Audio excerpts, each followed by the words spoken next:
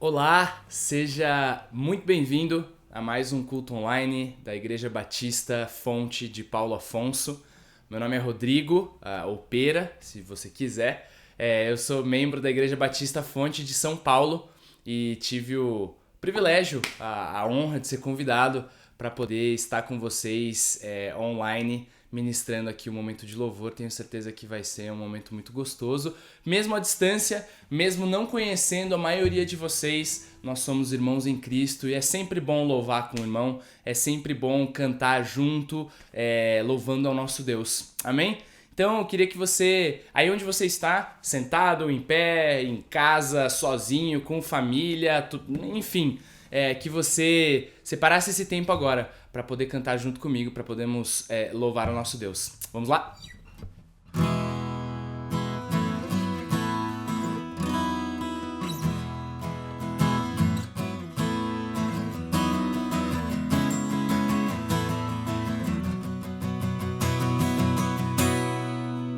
Das alturas do céu, do profundo do mar, dos limites da terra, louvamos-te com todo o coração, todo povo e nação, todos num só clamor, louvando o Senhor por toda a eternidade.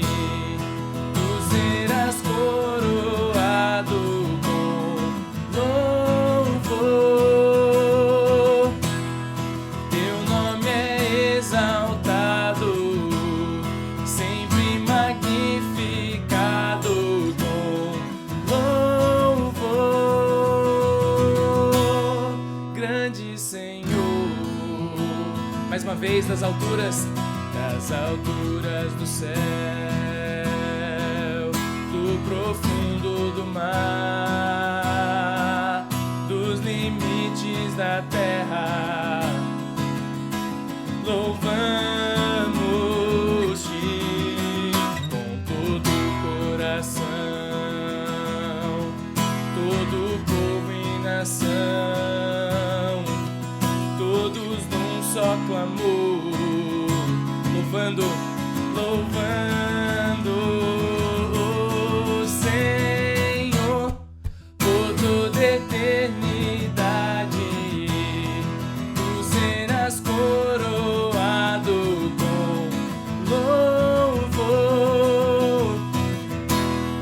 Teu nome é exaltado, sempre magnificado com louvor. Mais uma vez, por toda a eternidade, tu serás coroado com louvor. Teu nome é exaltado, sempre magnificado com louvor. Grande Senhor.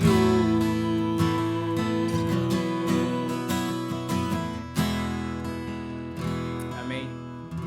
Como diz, todas as vozes num só clamor louvando ao nosso Deus. É isso que nós queremos fazer, é isso que nós um dia ansiamos ver quando Cristo voltar, todas as nações se prostrando e adorando o nosso Deus. Vamos continuar louvando Ele.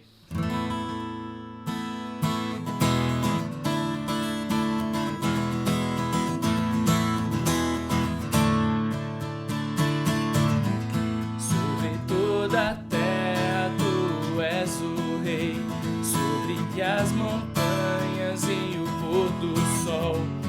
Uma coisa só, meu desejo vem reinar em mim, Senhor, reina em mim, com o teu poder.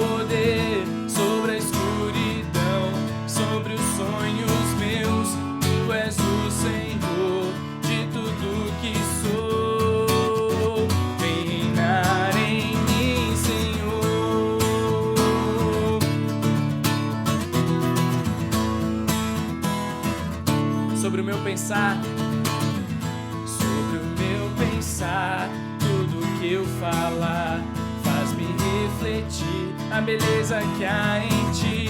Tu és para mim mais que tudo aqui. Vem reinar em mim, Senhor, reina em mim com o teu poder sobre a escuridão, sobre os sonhos meus. Tu és o Senhor de tudo que sou. Vem reinar em mim, Senhor, reina em mim com o teu poder sobre a escuridão, sobre os sonhos meus. Tu és o Senhor de tudo que sou. Vem reinar em mim, Senhor, vem reinar em mim, Senhor, vem reinar em mim, Senhor.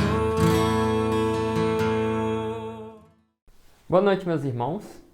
Se eu fosse descrever o ano de 2020, creio eu que eu não usaria palavras muito tranquilas. De fato, desde o começo, o ano de 2020 tem sido um ano de grandes mudanças na minha vida. No começo do ano, eu fui aprovado numa faculdade em outra cidade, em Recife, e já estava diante de um grande dilema.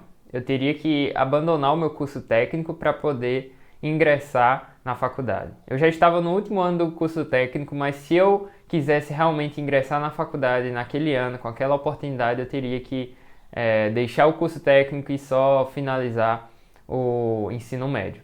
E foi essa a decisão que eu tomei. Então, começo do ano, fui aprovado na faculdade, deixei o colégio, deixei o ensino médio, deixei minha família, deixei minha igreja, deixei meus amigos e fui viver lá em Recife, em uma nova realidade, com novas pessoas, em outra cidade. De fato, a mudança bateu bem forte em mim e eu passei algumas dificuldades. Aqueles que são mais próximos a mim sabem o quanto foi duro e quanto foi difícil para mim essa nova fase. Mas, graças a Deus, aos poucos eu estava caminhando, estava encarando esses novos dias na minha vida. No entanto, no meio de março, eu já estava com 15 dias de aula, apenas que as aulas tinham começado. Após 15 dias, as aulas foram paralisadas porque um vírus chegou ao Brasil e a pandemia começou. E nesse momento estava eu e os meus avós, que estavam passando um tempo comigo lá, presos dentro de um apartamento sem poder sair para canto nenhum, eu sem aula e sem qualquer outra atividade externa, e estávamos de novo em uma nova realidade. Após um tempo, eu voltei para Paulo Afonso e estava diante de uma velha realidade. Só que essa velha realidade já não era mais a mesma, porque aqui em Paulo Afonso também as coisas haviam mudado. A gente não podia mais se reunir enquanto igreja, a gente não podia muito sair de casa, então foi uma nova velha realidade na minha vida. E por tantas outras coisas, eu diria que o ano de 2020 tem sido bastante insano, bastante corrido e dificultoso. Mas também, em todas essas novas experiências a que eu fui submetido, eu percebi a mão de Deus e a vontade dele, a soberania dele na minha vida, podendo me ensinar a valorizar certos momentos em minha vida. Eu diria que nesses últimos 6 meses eu tenho podido aproveitar muito a convivência com os meus familiares, com os meus avós, com os meus pais, com os meus primos, e tem sido um momento muito precioso. Se eu tinha ido viver uma nova realidade longe da minha família, Deus me presenteou nesse momento de 2020, nessa nova realidade, com momentos preciosos em que eu estou junto dos meus familiares, em que eu estou convivendo com eles, eu estou de novo na casa da minha família, junto deles, e isso tem sido muito bom para mim. Eu sei que isso não será por muito tempo, mas acredito que estava dentro da vontade de Deus eu estar aqui de novo, apesar de ter ido morar em outra cidade, voltar de novo para Paulo Afonso para passar ainda mais tempo com meus familiares, para dar um desafogo naquilo que estava sendo a minha realidade em outra cidade.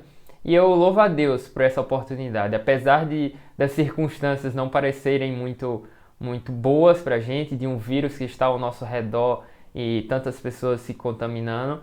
Mas Deus tem usado esse momento em que esse vírus tem nos feito ficar dentro de casa para que eu possa perceber e valorizar ainda mais a minha família. Além disso, eu tenho podido servir aqui na Fonte e também em outras igrejas através de algo que eu não pensei que eu iria poder servir, que é edição de vídeo, que é gravação, porque muitas das minhas atividades estavam relacionadas aí até o templo, tocar com a galera, tocar com o pessoal e estar no culto ali com todo mundo e ajudar naquilo que eu podia, mas agora eu estou tendo a oportunidade de auxiliar, de servir ao reino dentro de casa com aquilo que eu achava que nunca ia usar, que era edição de vídeo, edição de imagem. Então, tem sido um momento muito precioso. E eu queria orar nesse momento com os irmãos. Peço que os irmãos nesse momento estejam se juntando com os seus amigos, aqueles que estão à sua volta, seus familiares, para estar agradecendo a Deus pelo ano 2020 e estar pedindo também para que Ele possa confortar os nossos corações, continuar a nos guiar e a nos conduzir, nos mostrar a forma como nós podemos aproveitar esse momento que Ele tem nos concedido, apesar das circunstâncias serem um pouco assustadoras, mas que nós possamos perceber, através da palavra dEle e do direcionamento dEle, como podemos aproveitar esse momento para glorificar o nome dEle. Oremos.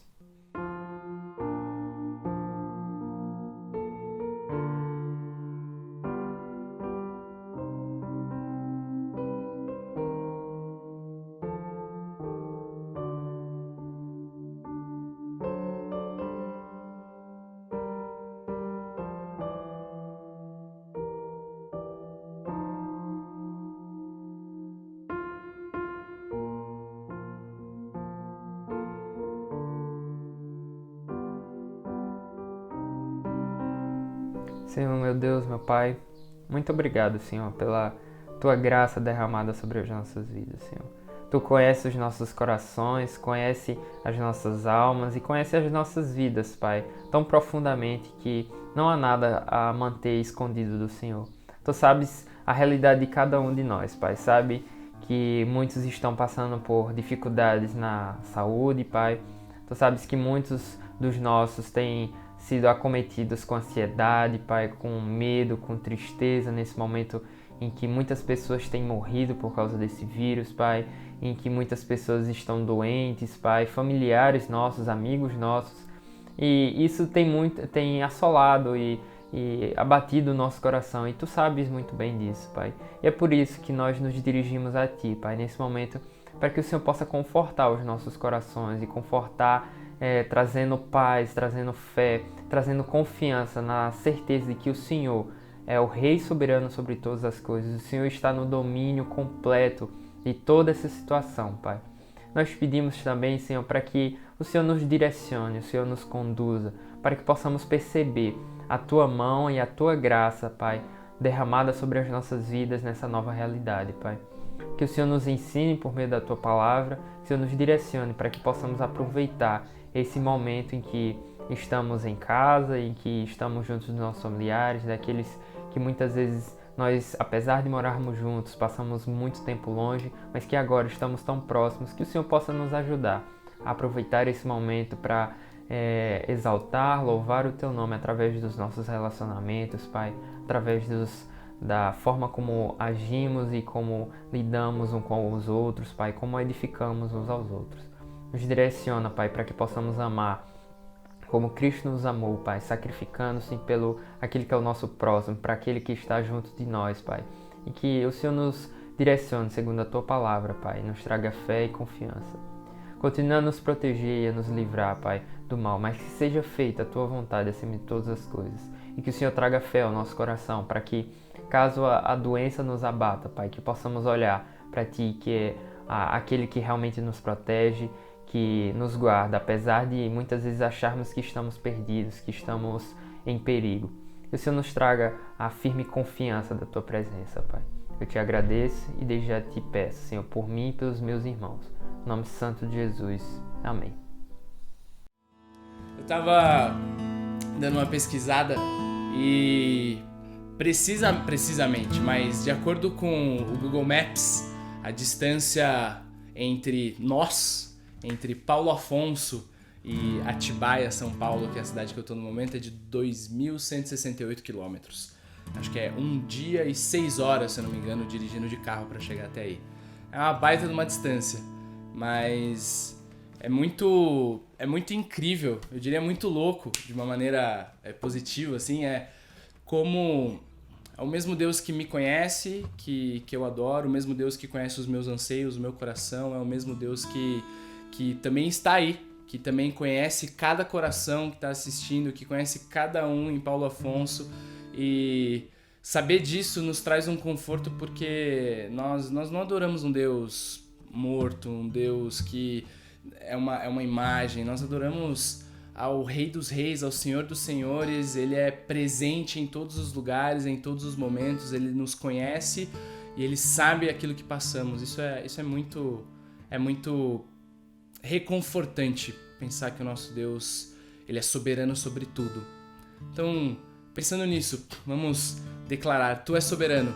E é uma baita de uma verdade, ele é soberano.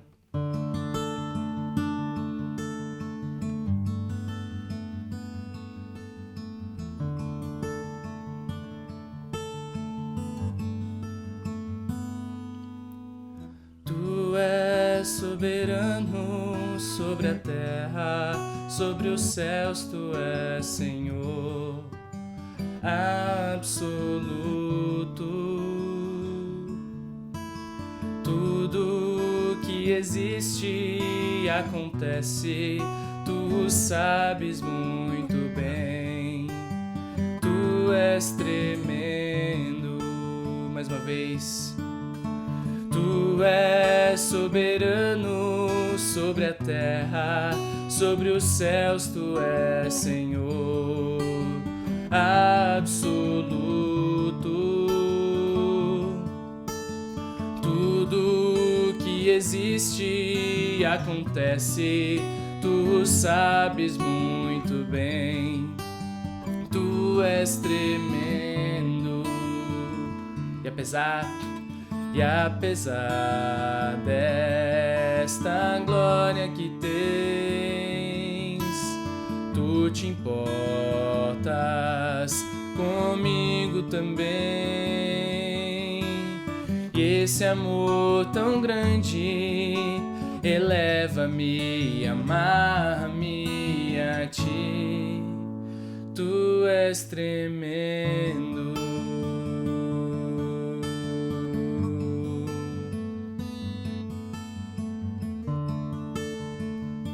Do início, tu és soberano.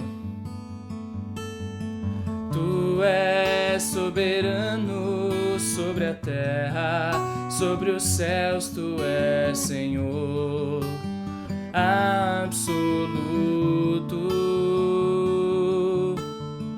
Tudo que existe e acontece, tu sabes muito bem.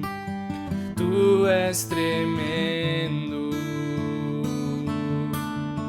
E apesar desta glória que tens, tu te importas comigo também. E esse amor tão grande eleva-me, amar-me a ti. Tu és tremendo. Tu és tremendo. Tu és tremendo. Amém, Senhor. Que o Senhor possa falar ao nosso coração agora por meio da palavra e que possamos sair, Deus, desta transmissão, engajados, motivados pelo Teu amor e pela Tua graça. Muito obrigado porque o Senhor é soberano sobre tudo. Te louvamos, Pai, em nome de Jesus. Amém. Boa noite. Estamos nos aproximando do final da nossa série no Evangelho de Marcos. Eu não sei quanto a vocês, mas olhar o texto versículo por versículo trouxe muitas novas informações para mim. Informações essas que me dão melhor consciência de quem é Jesus e do meu papel como discípulo dele. Por exemplo, no final do capítulo 14, é notório que a fidelidade que eu devo ter como discípulo, que todos os discípulos de Jesus precisam, envolve abnegação pessoal. E essa abnegação significa eu não ter preocupação quanto à preservação da minha vida, mesmo em tempos de perigo. Isso soa radical demais para você? Para quem, nos nossos dias, isso não soa radical demais? Mas esse é o nível de fidelidade que Deus espera de cada um de nós. Ele morreu por nós para que nós não fôssemos mais escravos do pecado, mas escravos da justiça. O apóstolo Paulo escreveu em Romanos capítulo 6, versículos 18 e 22. Vocês foram libertados do pecado e tornaram-se escravos da justiça. Mas agora que vocês foram libertados do pecado e se tornaram escravos de Deus, o fruto que colhem leva à santidade e o seu fim é a vida eterna. Como escravo de Deus, eu não vivo da forma como eu bem entender. Eu devo viver de acordo com a forma que meu Senhor quer que eu viva. Já ouvi diversas vezes pessoas dizendo: eu não quero ser crente. Crente não pode fazer nada, tem que parar de fumar, tem que parar de beber, tem que parar de ir em festas. Isso é ser simplista demais. Porque é verdade que Deus não quer que nós usemos mal o nosso pulmão. Ele não quer que nossa personalidade seja alterada pelo uso excessivo de uma droga lícita. Ele também não quer que as festas sejam um meio para vestirmos qualquer coisa, cantemos qualquer coisa, bebamos qualquer coisa e beijemos qualquer um. Para muitos, ser crente é uma lista de proibições que sufoca a liberdade. Mas que liberdade? Quando eu leio o texto bíblico, olha novamente para o slide, eu percebo que ou eu sou escravo do pecado, ou eu sou escravo de Deus. Cadê? Onde é que está a liberdade? O fim da primeira escravidão do pecado é a morte. O fim da segunda escravidão de Deus é a vida eterna. O Senhor da primeira escravidão sou eu mesmo, a minha vontade. O Senhor da segunda escravidão é Deus, cuja vontade é boa, perfeita e agradável. Aliás, ser escravo de Deus é ser escravo daquele que enviou seu único filho para morrer no meu lugar. Eu passei da morte para a vida por algo que ele fez. Eu somente tive que crer. Por que então não servi-lo com tudo que eu sou, com tudo que eu sei, com tudo que eu tenho? Inclusive me abnegando, me entregando totalmente, de corpo e alma, a ponto de eu não precisar me preocupar com o meu próprio bem-estar, mesmo em situações de risco de vida. Isso é um desafio para todos nós. Na semana passada, Lucas Fonseca nos apresentou o julgamento do servo de Deus. É interessante perceber que nesse trecho o foco de Marcos não está tanto na morte expiatória de Jesus quanto em mostrar o sofrimento do Rei Jesus. Ele sofreu sacrificialmente. E antes do Lucas, na outra semana ainda, Arthur Guilherme pregou em Marcos 14, dos versículos 53 a 72. Ali, que contraste entre Pedro e Jesus. Aliás, há algumas semanas eu sugeri para vocês que Jesus parece, no final do capítulo 13 de Marcos, apresentar uma parábola que daria sequência na forma didática de Marcos narrar seu evangelho, fazendo contrastes entre os discípulos e Jesus para enfatizar a necessidade da fidelidade dos discípulos de Cristo. Marcos 13, dos versículos 32 a 35, nós lemos: quanto ao dia e a hora, ninguém sabe, nem os anjos no céu, nem o Filho, senão somente o Pai. Fiquem atentos, vigiem, vocês não sabem quando virá esse tempo. É como um homem que sai de viagem. Ele deixa sua casa, encarrega de tarefas cada um dos seus servos e ordena ao porteiro que vigie. Portanto, vigiem, porque vocês não sabem quando o dono da casa voltará. Se à tarde, se à meia-noite, ao cantar do galo ou ao amanhecer. Naquela ocasião, eu mostrei a vocês o seguinte quadro. A última coluna, ela apresenta a manifestação da fidelidade que Deus espera dos seus discípulos, porque nessa parábola, veja só a a última coluna. Confiança na soberania de Deus, a submissão a Deus e a dependência do Espírito Santo, a abnegação sem preocupação e sacrifício e sofrimento. Essas são manifestações da fidelidade que Deus requer de nós, que Ele espera de nós, que Jesus espera do servo quando Ele voltar. Hoje, eu ainda estou tratando com vocês a quarta hora, sob o título Para que vejamos e creiamos. Essas palavras foram ditas pelos chefes dos sacerdotes e mestres da lei quando zombavam de Jesus. E nessa altura da história, Jesus já pregado na cruz, aguardando a sua morte, o evento que mudou a história da humanidade. Vamos orar e aprender com mais detalhes esse trecho da palavra de Deus? Senhor, muito obrigado pelo privilégio de termos a Bíblia na nossa língua, de podermos ter um fácil acesso a ela e de podermos desfrutar, Pai, daquilo que o Senhor tem para nos ensinar. Pai, com certeza precisamos da Tua ajuda para entendermos talvez os nuances ou os detalhes que a Tua palavra tem para nos ensinar a sermos melhores servos, melhores discípulos do Senhor. Pai, que nós sejamos mais como Jesus, o nosso Salvador. Me ajude, Pai. Eu oro assim em nome de Jesus. Amém.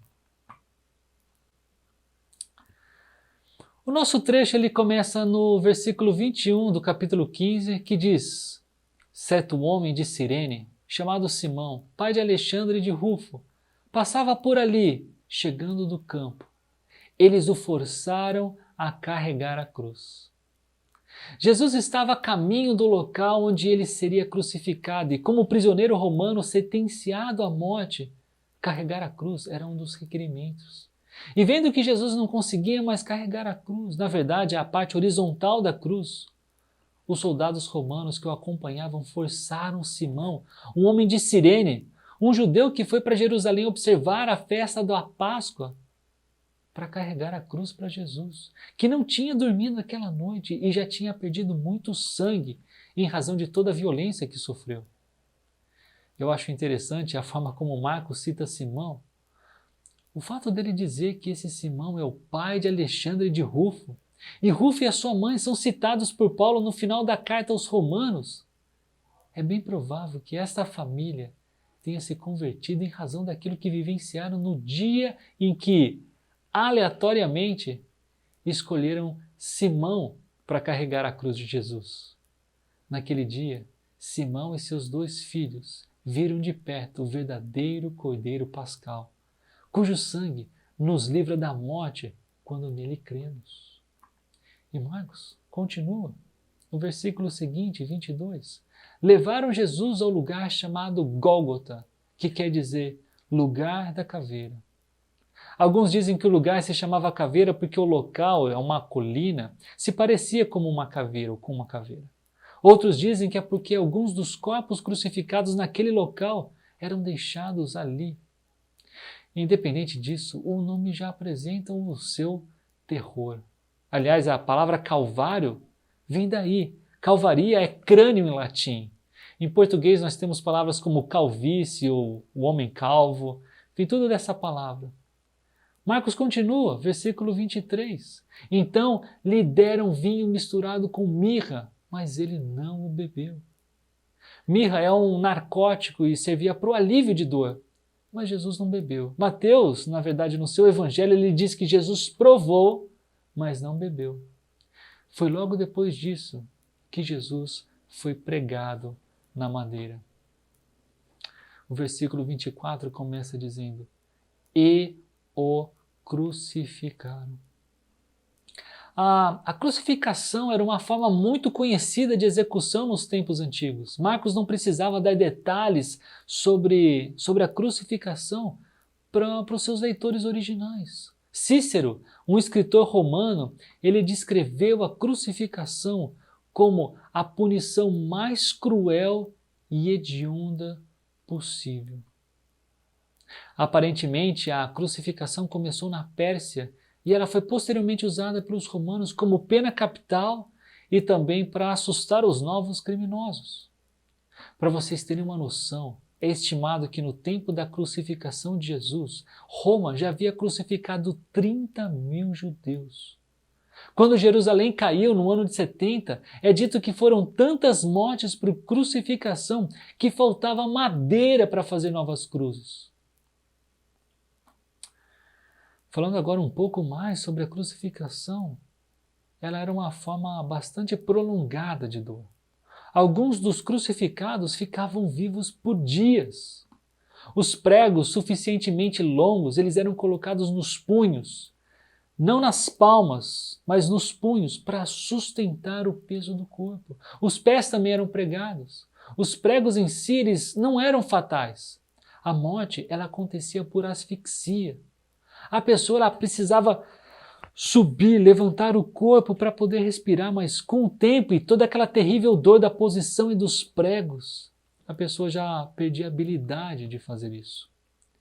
Para acelerar a morte, os joelhos dos crucificados eram várias vezes quebrados.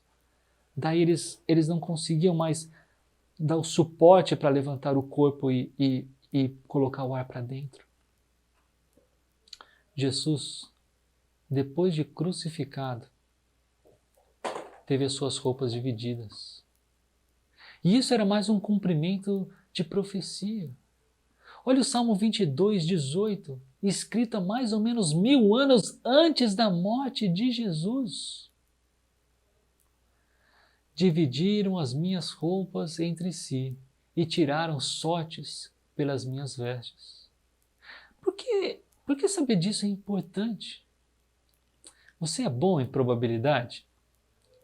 Qual é a chance de eu escrever alguma coisa agora, predizendo o que vai acontecer no próximo ano? Em linhas gerais, eu acho que eu posso dizer algumas coisas, mas com especificidade, a probabilidade de eu acertar ela é muito baixa. Seria como dar um grosso palpite. Agora, imagine cerca de 25 homens, escrevendo num período de aproximadamente 1000 anos. E eles escrevem apontando para este homem, Jesus. O último destes escritores viveu 400 anos antes de Jesus nascer. Qual a chance de todos eles, sem terem copiado um do outro, terem dito pelo menos uma coisa correta e nenhuma errada sobre o que aconteceria com Jesus? Estatisticamente, é mais fácil eu acertar alguma coisa específica no próximo ano do que estes homens estarem certos. E eles estavam. Eu vou citar aqui o título de um livro. Eu não tenho fé suficiente para ser ateu. As coincidências são muitas para serem ignoradas. Se você escuta essa mensagem e tem dúvidas quanto à inspiração divina da Bíblia, faça essa pesquisa. Veja quantas profecias foram ditas sobre o Messias e se pergunte como eles poderiam ter acertado todas elas. Marcos continua. Eram 9 horas da manhã quando o crucificaram. E assim estava escrito na acusação contra ele, o Rei dos Judeus. Essa inscrição que estava no topo da cruz, ela tinha essa frase, o Rei dos Judeus. Ela estava em aramaico, estava em latim e estava em grego. E a imagem do slide agora que eu mostro para vocês, ela é meramente ilustrativa, mas ela segue o que o apóstolo João diz que estava escrito nessa placa. Jesus, o Nazareno, o Rei dos Judeus. Que ironia, hein? Jesus realmente era o Rei dos Judeus, mas os chefes dos sacerdotes não gostaram. Eles até pediram que fosse escrito, este homem disse que era Rei dos Judeus. Mas Pilatos, para quem eles pediram, não cedeu. Naquela manhã, naquela colina, estava o descendente de Davi, o prometido Messias, o eterno Rei de Israel, crucificado pelas mãos do seu próprio povo, que não o reconheceu, que não confiou nele, que planejou matá-lo. Nas palavras do apóstolo Pedro, este Jesus, a quem vocês crucificaram, Deus o fez Senhor e Cristo. quando ele disse isso, e isso foi depois que Jesus já havia ressuscitado e subido ao céu, as pessoas ficaram aflitas e perguntaram para ele: o que faremos? Pedro respondeu, e eu estou aqui agora no 2º capítulo de Atos, no versículo 38. Arrependam-se. Arrepender significa mude de ideia, volte-se à verdade. Mas arrepender-se do quê? Arrepender-se de um dia não ter crido que esse Jesus que vocês crucificaram é Senhor, é o Cristo. Saibam que parar de pecar não é aquilo que nos dá salvação. Primeiro, porque você não vai ficar sem pecado nessa vida. Não se engane. Segundo, porque a questão da salvação não é o quanto você peca, mas se você confia ou não em Jesus. Se você crê nele ou não. E crer nele para a salvação não é meramente se arrepender dos pecados que cometemos, mas é especialmente se arrepender de um dia não tê-lo tido como Deus encarnado, que viveu, morreu e ressuscitou para que todo aquele que nele crê tenha a vida eterna.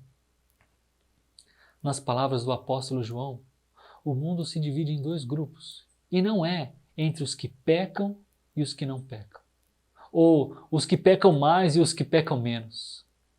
É entre os que creem e os que não creem na pessoa e na obra de Jesus. João 3,18 diz o seguinte: quem nele crê não é condenado, mas quem não crê já está condenado, por não crer no nome do Filho unigênito de Deus. Durante o julgamento de Jesus, os líderes judeus levantaram pelo menos 7 acusações contra Jesus. Que ele ameaçava destruir o templo, que ele era um malfeitor, que ele estava enganando a nação, que ele estava proibindo as pessoas de pagarem impostos, que ele era o verdadeiro rei, não César, que ele estava agitando o povo e fomentando uma rebelião, que ele dizia ser o Filho de Deus. De todas essas acusações, a única baseada em fato é a última, que ele dizia ser o Filho de Deus. Mesmo porque ele era o Filho de Deus. No Sinédrio, fizeram o que podiam para manipular o julgamento e tê-lo como culpado de uma ofensa capital. Mesmo assim, das ofensas que Pilatos ouviu e listou, ele intencionalmente escolheu aquela que ele sabia que justificava, da perspectiva romana, a crucificação de Jesus, fosse ou não interessante para os judeus. Agora nos versículos 27 e 28, com ele, com Jesus, crucificaram 2 ladrões, um à sua direita e outro à sua esquerda, e cumpriu-se a escritura que diz: ele foi contado entre os transgressores. Aqui eu tenho que dizer para vocês que alguns manuscritos bíblicos eles não trazem o versículo 28, mas sendo ele original ou não, é verdade que Isaías 53, de onde vem essa citação, aponta para o plano de Deus na vinda do Messias e a sua terrível morte para nos salvar. Jesus, naquele dia, ele foi crucificado ao lado de 2 criminosos. Sabemos pelo Evangelho de Lucas que um deles demonstrou fé em Cristo naquele momento e por causa disso, Jesus prometeu que naquele mesmo dia ele estaria no paraíso. Mas a verdade é que no começo os 2 criminosos insultavam Jesus. No versículo 32, na segunda parte dele, diz assim: os que foram crucificados com ele também o insultavam. E insultos vinham de todas as partes. Versículos 29 e 30. Os que passavam lançavam insultos, balançando a cabeça e dizendo: ora, você que destrói o templo e o reedifica em 3 dias, desça da cruz e salve-se a si mesmo. As pessoas que por ali passavam assimilaram as mentirosas e manipuladas acusações que foram feitas contra Jesus pelos líderes judeus. Os gestos que elas faziam eram de ódio e desprezo. Da mesma forma, os chefes dos sacerdotes, diz no versículo 31, e os mestres da lei zombavam dele entre si, dizendo: salvou os outros, mas não é capaz de salvar a si mesmo. A provocação dos sacerdotes não era um reconhecimento da capacidade de Cristo para salvar. Eles estavam sendo sarcásticos sobre Jesus ter poderes divinos. Ainda assim, eles sabiam que Jesus fez milagres. Isso eles não podiam negar. Porém, o que eles podiam fazer e fizeram era dizer que o poder de Jesus era proveniente do diabo. Ou seja, ainda que vissem o que Jesus fazia, eles se recusavam a crer nele. É irônico ver como aquilo que eles disseram, ainda que com a intenção de zombar de Jesus, acertava em cheio uma verdade do Evangelho. Jesus voluntariamente se recusou a se salvar para naquela cruz nos salvar do pecado e da morte. A zombaria destes homens tinha mais. Versículo 32.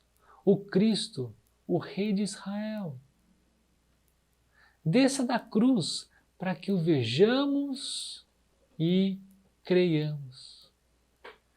Para que vejamos e creiamos. Será? Essa foi uma declaração hipócrita. Depois que Jesus morreu, o corpo de Jesus foi posto num túmulo, selado por uma grande pedra. No terceiro dia ele ressuscitou, como havia dito que aconteceria. Mas os chefes dos sacerdotes e os escribas é outra palavra para mestre da lei, ao invés de crerem, deram propinas aos soldados romanos para espalharem mentiras dizendo que os discípulos de Jesus roubaram o corpo. Eles amavam demais a si mesmos e o sistema mentiroso do qual pertenciam. Por isso é tão importante termos uma visão correta de onde estamos com Deus. Enquanto não percebemos pelo menos uma certa medida do buraco que nosso pecado cava, nós não consideraremos a oferta de Jesus como necessária. Nós vamos pensar que somos capazes de sair do buraco. Vamos pensar que não precisamos de ajuda. Aliás, vamos até pensar que podemos ajudar Deus para que Ele realize a obra dele, como se eu fosse necessário. Pessoas assim, mesmo quando percebem uma ação divina e até sobrenatural em suas vidas, dão crédito a qualquer outra coisa ou qualquer outra pessoa, mas nunca para Deus.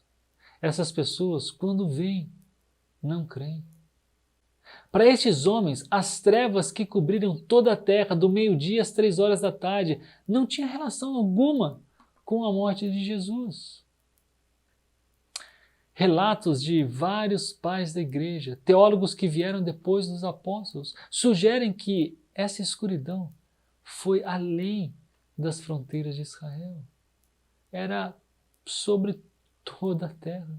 Não se enganem, a origem dessa escuridão não era satânica. Também não era algo como um eclipse. Isso era obra do próprio Pai. Aquela escuridão não era a ausência de Deus, mas a presença gloriosa dele.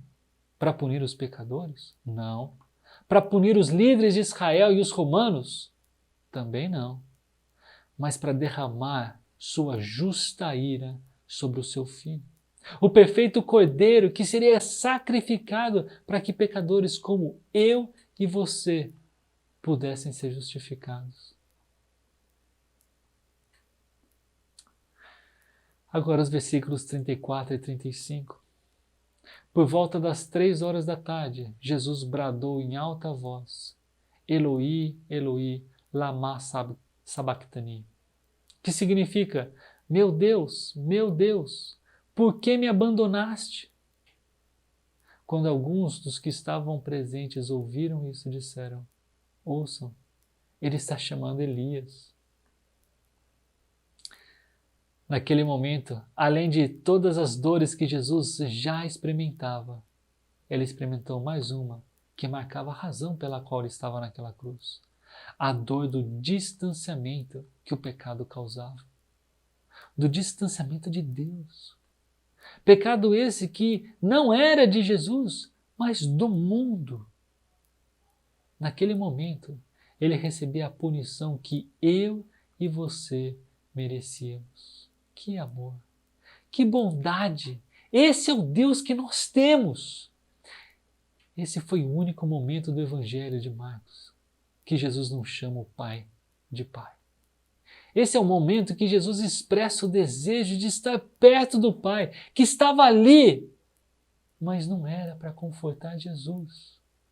Não era para aliviar as dores de Jesus, mas para aplicar a sua ira contra o pecado, que agora Jesus carregava. Naquela cruz, Jesus experimentava a realidade do inferno. Alguns que estavam ali não perderam a chance de continuar zombando de Jesus. O Salmo 22, onde também estão as palavras que Jesus citou, era um trecho bem conhecido das Escrituras. Malaquias predisse que Elias viria como precursor do Messias. Aqui, os zombadores estavam dizendo que se Jesus fosse o Messias, então Elias apareceria. Do tipo, agora é que Elias aparece. Esses zombadores chegaram até oferecer uma esponja com vinho barato, com vinagre, soando até como um ato de bondade. Mas não, era parte do esquema para escarnecer Jesus ainda mais. Veja, versículo 36, um deles correu, embebeu uma esponja em vinagre, colocou-a na ponta de uma vara e deu a Jesus para beber. E disse, deixem-no, vejamos se Elias vem tirá-lo daí. A piada da aparição de Elias continuava. Versículo 37, mas Jesus, com um alto brado, expirou. João detalha mais esse momento. Ele diz que, depois de terem oferecido o vinagre, o Senhor Jesus bradou, está consumado. A obra redentora de Deus tinha sido cumprida e o sofrimento de Jesus estava completo. Depois disso, ele ainda fez uma oração final, relatada por Lucas. Pai, nas tuas mãos entrego o meu espírito. Foi aí que Jesus, então, morreu, expirou. E isso foi a causa de 2 acontecimentos. No versículo 38, o primeiro deles foi que o véu do santuário se rasgou em 2 partes, de alto a baixo. A verdade é que o templo ele tinha 2 véus, um que separava o santuário do pátio e outro que separava o lugar santíssimo, onde os sacerdotes podiam entrar somente no Yom Kippur, no dia da expiação, e o lugar sagrado. Os teólogos aqueles não são uníssonos quanto ao que significa isso, mas eles concordam que o significado é diferente dependendo de qual véu Marcos falava. Por exemplo, se o véu aqui for o mais externo ao edifício, então poderia significar uma confirmação das palavras de Jesus sobre o que aconteceria com o templo, que de fato foi destruído no ano 70. Se o véu for o mais interno, então pode significar que o sacrifício de Jesus terminou a necessidade do sistema sacrificial, como no Antigo Testamento, e abriu uma nova forma de nos achegarmos a Deus. Não era mais necessário matar animais, sacrificar animais, em razão dos meus pecados, dos nossos pecados. O segundo acontecimento que foi causado pela morte de Jesus, ele é registrado por Marcos no versículo 39, que diz, quando o centurião que estava em frente de Jesus ouviu o seu brado e viu como ele morreu, disse, realmente este homem era o Filho de Deus. O que foi que esse centurião viu e ouviu que o levou a ser o primeiro ser humano de todo o Evangelho de Marcos a declarar que Jesus era o Filho de Deus? Um centurião, ele era alguém responsável no exército romano por 100 soldados. E esse centurião específico, possivelmente, ele estava envolvido na prisão de Jesus no Getsemane. É bem provável que ele tenha testemunhado o julgamento diante de Pilatos. Talvez tenha escutado alguma conversa de Pilatos com Jesus. Talvez tenha escutado a reclamação dos líderes judeus de que Jesus dizia ser o Filho de Deus. Talvez ele tenha visto as repetidas vezes que Pilatos não via Jesus como culpado. Como líder de um esquadrão de execução, esse centurião muito provavelmente participou da tortura de Jesus. Talvez ele tenha participado na criação da coroa de espinhos. Possivelmente ele ou seus soldados foram quem pregaram as mãos e os pés de Jesus na cruz. Porque ele estava na frente de Jesus, como diz o versículo, possivelmente desde que a cruz foi levantada. Esse centurião escutou as várias zombarias contra Jesus. E ele viu e ouviu as reações de Jesus. Ele viu quando Jesus respirou pela última vez. Centuriões eram soldados experientes e esse possivelmente já havia participado de outras crucificações, mas nunca tinha visto alguém responder a todas essas ofensas e dores como Jesus fez, que inclusive, como registrado por Lucas, orou ao Pai: perdoa-lhes, pois não sabem o que estão fazendo. Enquanto os líderes judeus diziam que era necessário eles verem para crerem, e eles tinham visto muita coisa sobre a verdadeira identidade de Jesus, esse homem, um romano, um pagão, naquilo que viu, somente conseguiu chegar à seguinte conclusão: realmente, este homem era o Filho de Deus. A que conclusão você chega quando aprende sobre a identidade de Jesus? Quando, por meio da palavra de Deus, lê e enxerga quem ele realmente era, quem ele realmente é. Esse homem, centurião, ele era um pagão, era um romano. Ele não era um judeu que conhecia as Escrituras e as promessas de Deus para o povo de Israel e para o mundo. Ele, nas poucas horas em que passou ao lado de Jesus, inclusive como alguém que afligiu e feriu Jesus, não podia chegar a outra conclusão senão que esse homem era o Filho de Deus. O abandono de Jesus por seus discípulos, nesse nosso trecho, ele é notório. Nem a luz acompanhava o cenário em que Jesus estava. O Pai, ainda que presente, não disponibilizava a sua bondade para aliviar o sofrimento do Filho. Pelo contrário, ele mesmo aplicava a punição para que o Messias cumprisse com a sua missão. Enquanto Jesus permanecia sacrificialmente fiel até o fim, em meio a muito sofrimento, os seus discípulos estavam longe, distantes da missão que juntos com Jesus tinham. Não de morrerem para nos salvar de nossos pecados, mas de permanecerem fiéis ao papel que tinham como discípulos de Cristo, como apóstolos de Cristo. Seguir a Cristo em fidelidade é nesse trecho. Entender que parte do nosso discipulado, parte da nossa vida como seguidores de Jesus, é marcado de sofrimento e exige sacrifício. Se você já viu o que Jesus fez por você, a única resposta adequada é crer nele. Quando cremos nele, aprendemos com ele que os poucos anos de vida que temos na terra não são nada comparados à promessa de estarmos eternamente ao lado dele na vida por vir. E nestes poucos anos de vida, precisamos viver com a expectativa correta, tomar a nossa cruz e segui-lo até o fim.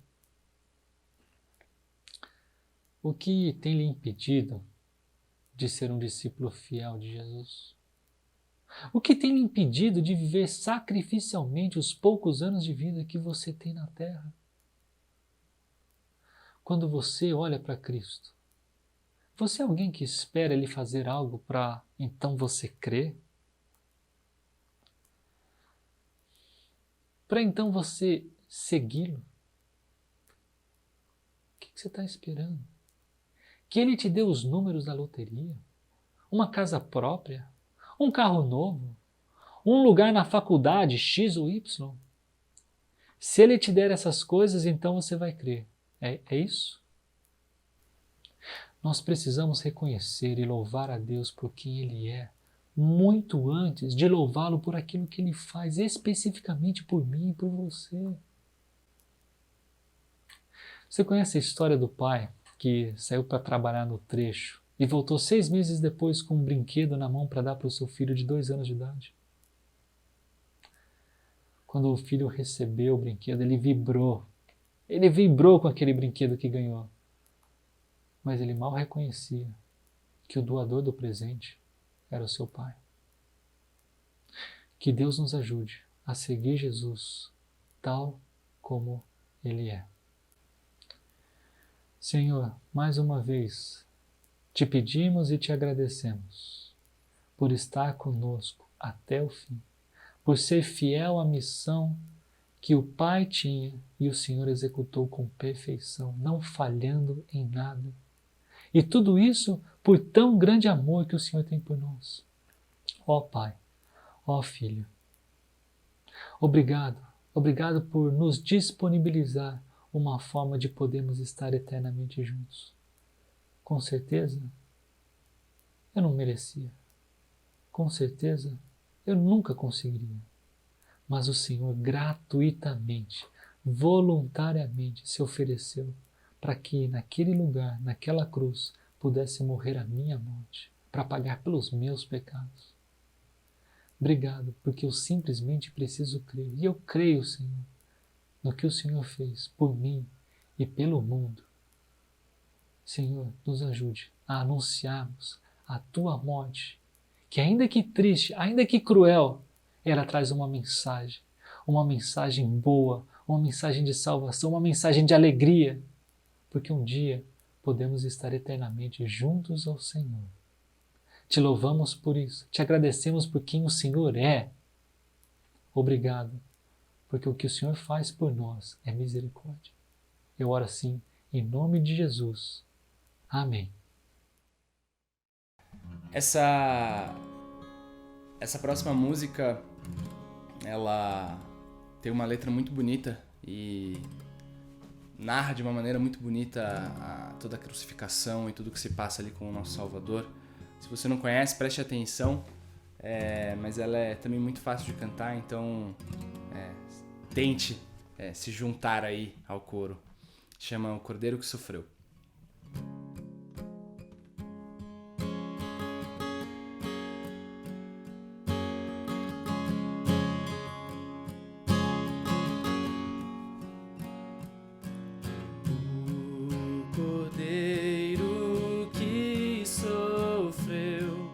Traído pelos seus, Ele carregou por mim todo o pecado meu.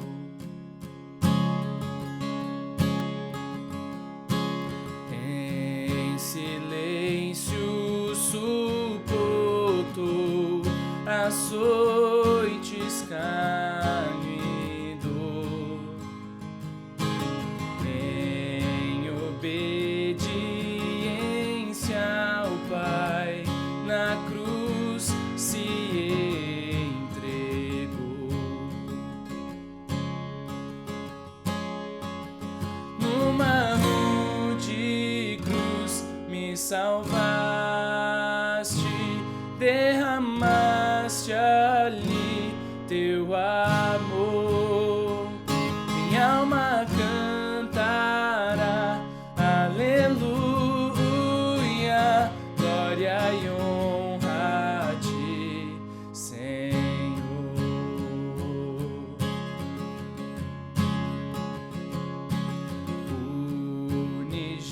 Unigênito de Deus, vieste redimir e perdoar a todo que se entregar a ti. E numa rude cruz me salvaste,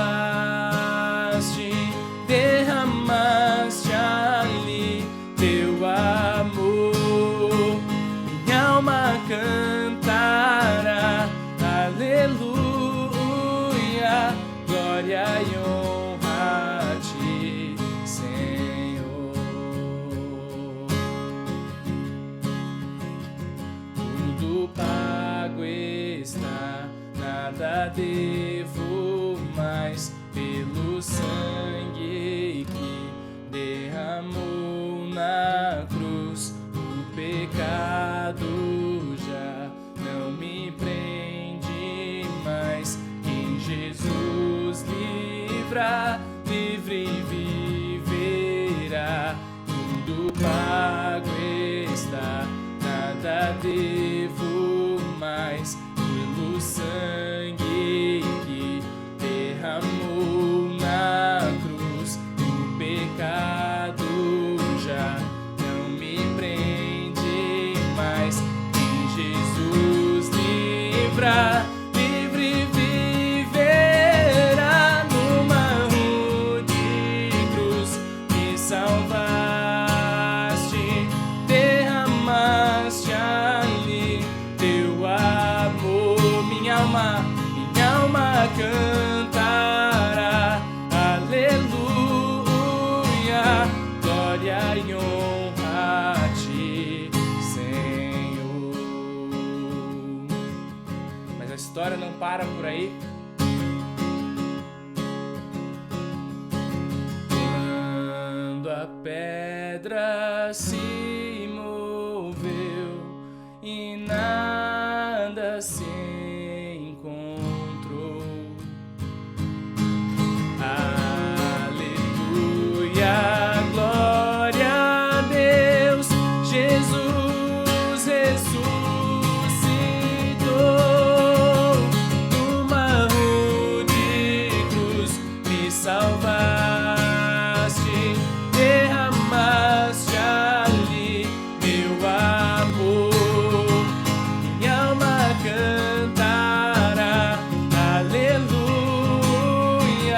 glória e honra a ti, Senhor. Glória e honra a ti, Senhor.